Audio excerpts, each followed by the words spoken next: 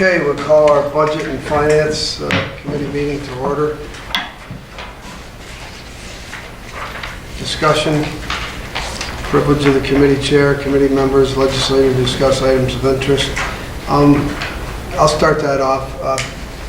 In regards to the budget and the budget process, the county executive and I have had several ongoing discussions about the upcoming budget. Feel it's going to be a pretty smooth process, and trying to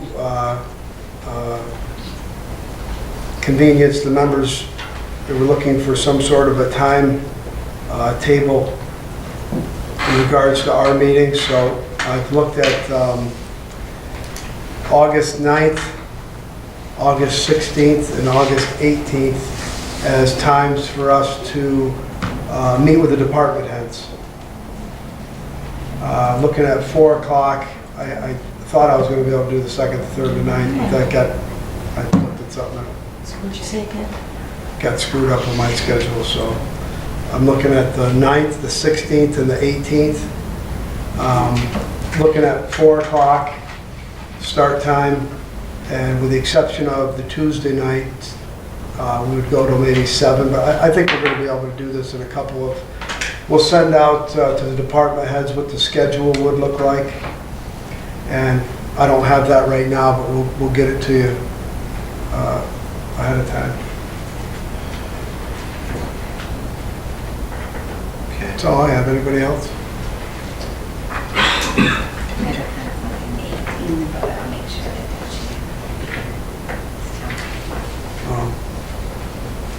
Well, it's just going to be to have them come in anyway. So on the 9th and the 16th, it's at 4 too, right? Right. The 16th is a committee meeting, so you're gonna start at 4 and then we'll go into committees. We'll have to end at 6, so that, so we'll have a 2-hour session that night and maybe 3 hours on the other. It's not a Tuesday. Well, the 9th we wouldn't be meeting anyway, right? So that'll be 4 to 7. The 16th would be 4 to 6, and then the 18th could be 4 to, we'll get it done. Whatever we can work out with the schedule. And in my discussions with the executive,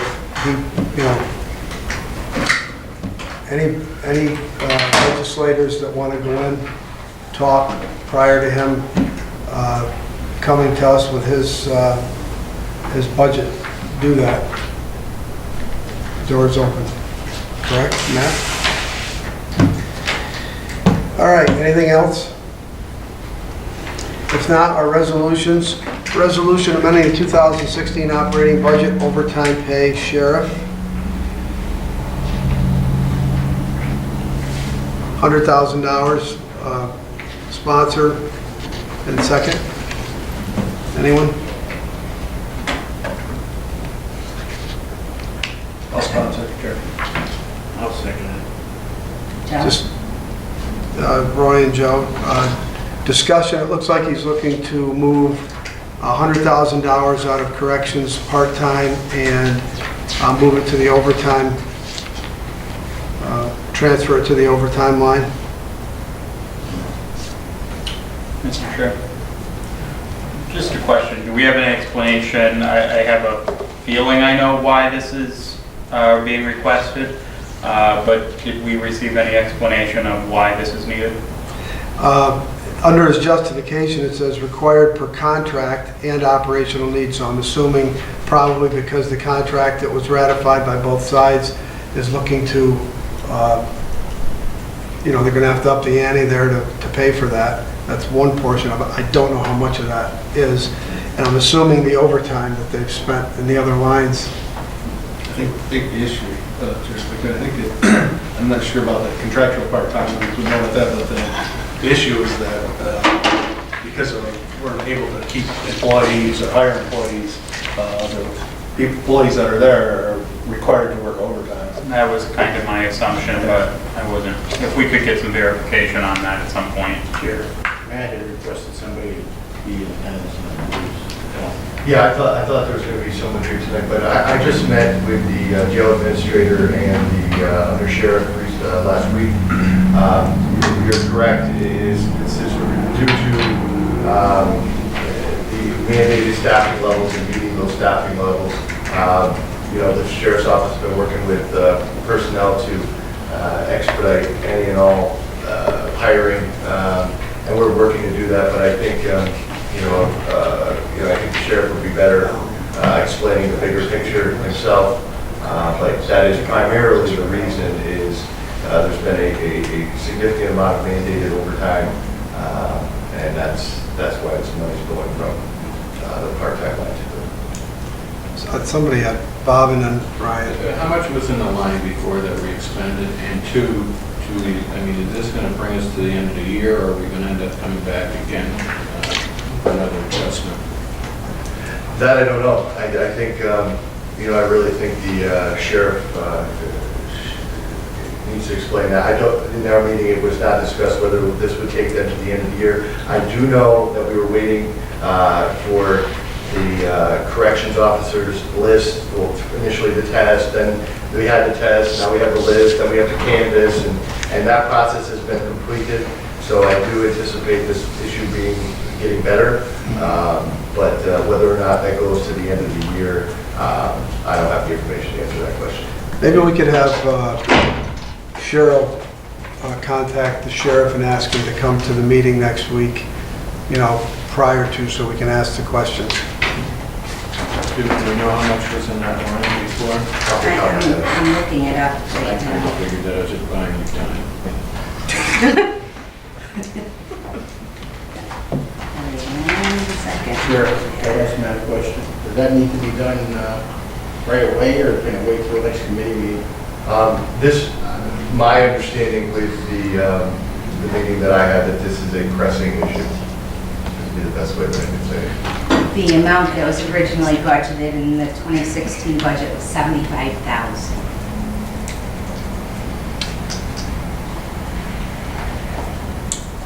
I want to ask my question because I won't be able to be here next week, so if it can be conveyed in some form, if the sheriff is in attendance. I appreciate the personnel has been trying to expedite the hiring process and filling of positions, but since we all got here in January of 14, we've been hearing, and before that, frankly, we've been hearing that there's a problem with keeping these positions filled. Every year, budget time, we hear it throughout the year. What are we doing to combat that issue? Because it doesn't seem we're having these stopgaps every year, but we're not actually solving the problem. I understand that the solution may be increases to be competitive with other departments that we may then not be able, or the executive may not be able to fit into the budget and make feasible, but I think we need to see on paper what the solution to this is, because it just keeps on occurring over and over again, and we're not getting a solution. Did the Page Group look at the sheriff's department? The what? Not particularly, no. Sheriff's Department is It's run all- by an elected official, I know. and so it's not the same, my oversight of that department is not the same as it would be for, say, data, personnel, public health. So that's why I can speak generally to what my meeting with the sheriff was about, but I think, it's important for the sheriff or the undersheriff to really, answer those questions for you guys.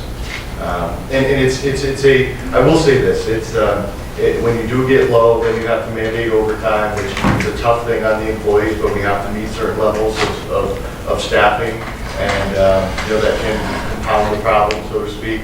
But, the key here is getting people hired and keeping them there. And to Ryan's point, you're 100% correct. Keeping the people here is a big part of solving this issue. I think the sheriff a while ago implemented, it costs money to train these people, get them up to speed, put them through their academy or schooling, and I think he implemented a program a while ago that said something like, and don't quote me, that they have to stay here for a certain amount of time or prorated payback Yep. for that training and the cost of that training, but I think Ryan hit it on the head that, when they can go to another county close by and they're already trained and they're gonna make substantially more, they're not, why would they stay? If that's in fact what it is. I thought that the rates have become more competitive for us over the last I few think that years. was more specific to the deputies. I know we've received compensation from other municipalities. The road for patrol. deputies. Might be that road train. patrol, yeah. Corrections, I'm not sure. Barb? I think you're absolutely right, it is that. I mean, we do get paid back if that time isn't fulfilled, but it's been, I've only been here for going on 6 years now, but it's been an ongoing problem. Is there any way that we can look and see when? Seems a lot longer than that. I know. It's now July, but we're coming at $100,000. Hopefully this will last, but maybe not. Usually it's around November that there's another little bit that needs to come. Can personnel maybe give us some insight as to maybe the last 3 or 4 years? What the sheriff's... I think it's always been It's always been that I can remember. Me too. I think it's always been, an issue. And I think usually at budget time, the sheriff requests more and we end up cutting it back. Well, and I'll just say this, really after being here for a while and getting to know a lot of the employees, 2 of the toughest jobs we have at the county are social services caseworker and the corrections officers. They're tough jobs, and no doubt about it. It takes a certain type of person to work that, and they're often thankless. And I think we got to do what we can to try to keep people here. But I think, rather than be blabbing, I think making sure that you have the undersheriff and the sheriff here next week to talk about this a little further. I think it's a step in the right direction, especially given we're headed into our budget season and talking about that. Terry? Yeah, I was just wondering, we settled recently the corrections contract.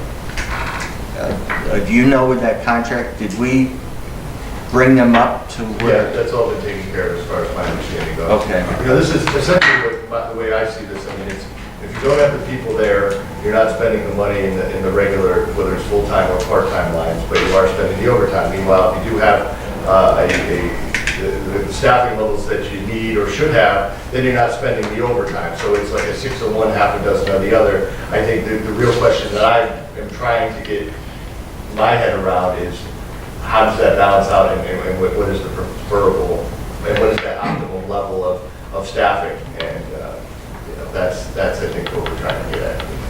Okay. Sure. One of the things I found out recently, and maybe, we need to take a look at the whole thing, like Legislator White's indicated. Like if you're a dispatcher or a corrections officer and you get hired to go to road patrol, so you have to go to the school, the trooper's school for road patrol. And from that point, you go from a full-time employee because you're gone for 6 months to a part-time. The county cuts off their insurance. They have to find their own insurance for that 6 months. And it just seems to me it's not really an incentive that we want these people coming back to road patrol. We cut their insurance off? Yeah, because they're considered a part-time employee at that point. So I thought, maybe there's some benefits we could add to keep the people. So as people, they go to road patrol, then they get done from school, they could go anywhere. And like you mentioned, they pay that price. But if maybe we can incentivize them to stick with us and come back to the county. Yeah, that's something maybe we can ask the sheriff. Yeah, we should, I didn't realize that. We should ask him that next week. So, do you want me to contact the sheriff I to make would, sure that he's please. here next week? Yeah. Let's tell him there's a lot of questions about it. All right, so we'll move this forward for the full board meeting. Good? Full board. For legislature. Full legislature. Thank you, Cheryl. All right. Next resolution is a resolution establishing a probation officer position and amending the 2016 operating budget. Needs a sponsor in a second. Sponsor. Barbara? Second. Roy? Discussion, Lucille is here. Lucille, would you like to Well, discuss it's it? basically a mandated position. We hired an individual at the probation officer training and civil service law mandates that that person become a probation officer after completing a year, and he'll have completed the year at the end of this month. Probably, though, the money issue here is going to be moot. I have another officer who is leaving, and I won't be able to replace that officer until October. So by the We're time, probably not going to have to take anything out of contingency. I'll have money left over in my personnel budget. so should we not do this? No, you should do this, because I still need the probation officer money. Oh, I got you, yeah, okay. It's just the money. Watch. All right. No further questions. Move this to the full legislature. Love it. Aye. Good. Next item on the agenda, resolution accepting bids 2016 real property tax foreclosure auction. Needs a sponsor in a second. I'll sponsor. Bob, second. Roy? Tom, I just want to tell you, I don't have the list yet. I'm assuming I'll have it from Sean before next Tuesday. I would just ask that you forward us that list prior to the meeting if you can.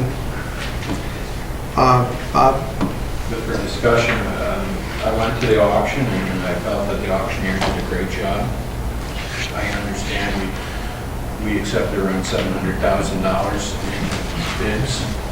One of the highest bids was $265,000 for a farm, 235 acre farm. But it was well attended, it was well run, and I believe it was well advertised. I'm glad we made the choice that we did. You definitely had a nice brochure, colored brochure.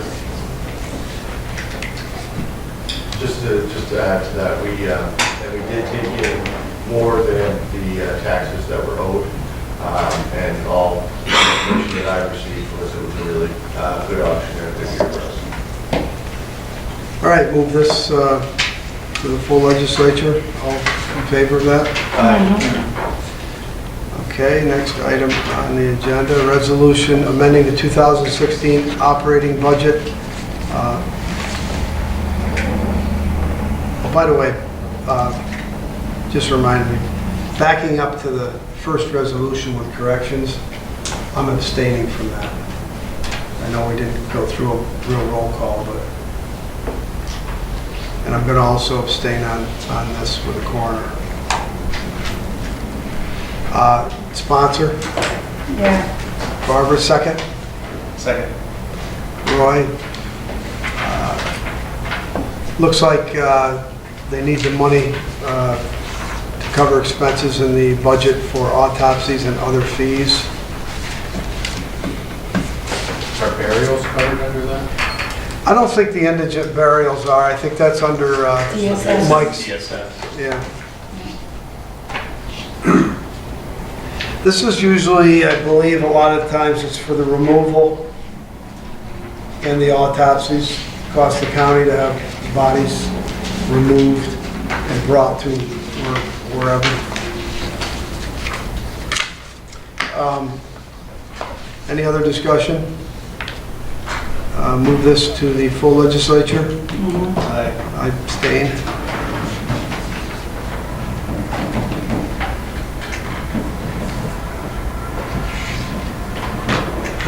Resolution approving abstract of audited claims.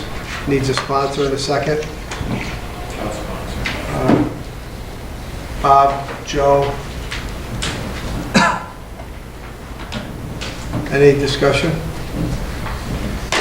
Hearing none. All those in favor of moving it to the full legislature? Okay, that's all. I believe that Cheryl had something under other. Yeah, I just wanted to take a minute to thank all of you guys for affording me the opportunity for the last 3 years to go through the Cornell Municipal Clerks Institute. I just wanted to let you know that on Thursday, I graduated from the Institute. Does that mean there's another proclamation?